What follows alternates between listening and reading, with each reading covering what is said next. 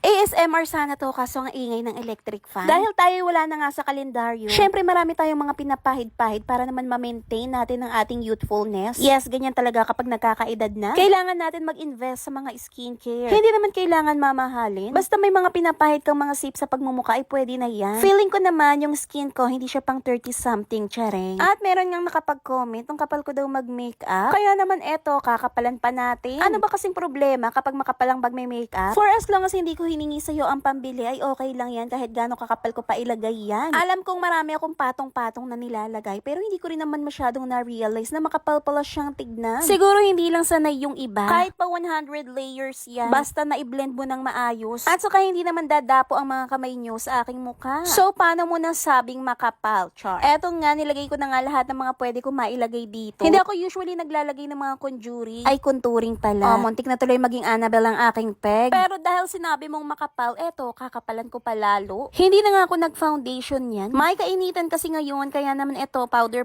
na lang muna tayo. Dahil hindi pa nga ako satisfied sa thickness ng aking conjuring, eto, dadagdagan ko pa. Gusto ko kasi yung define ng aking nose line. Habang wala pa tayong pang pa-rhino, ayan. Taste na muna tayo sa contour. Alam nyo, kapag may nagsabi sa inyo na ang kapal nyong mag-makeup, ay lalo nyo pang kapalan. Charing. Siguro kasi hindi lang sila marunong. Yun eh. At saka yung mga nagsasabi sa inyo ng ganyan, kapag naman chinek nyo ang mga profile, nagtatago naman sa mga profile picture ng ibang tao. O, Jiva. Kaya naman wag nyong hayaan na ibaba ang confidence nyo ng ibang tao na mema lang. Hayaan nyo silang magsalita hanggang sa maubos ang laway nila. Basta tayo, we are confident. Confident?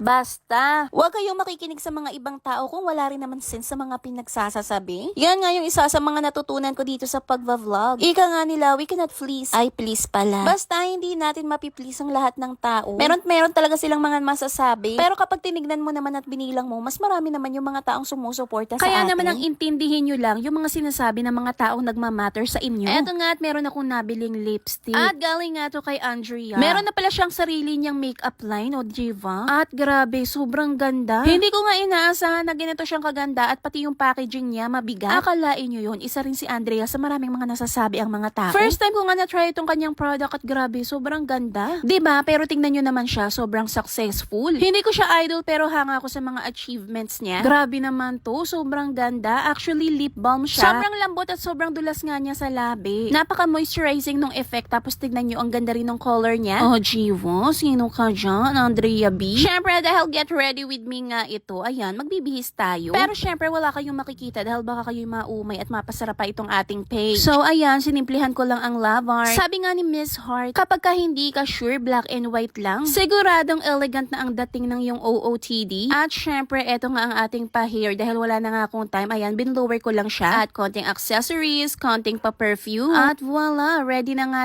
tayo after 48 years ng paghahanda. Ang peg ko nga ngayon is yung simple lang pero elegant. At syempre, comfy pa rin. Kapag nanay ka na, dapat ready kayo makipaghabulan sa anak mo. Syempre, mag-aalaga tayo ng bata. Hulas check o hindi pa hulas o siya. Yun lang muna for today mga ka-fam.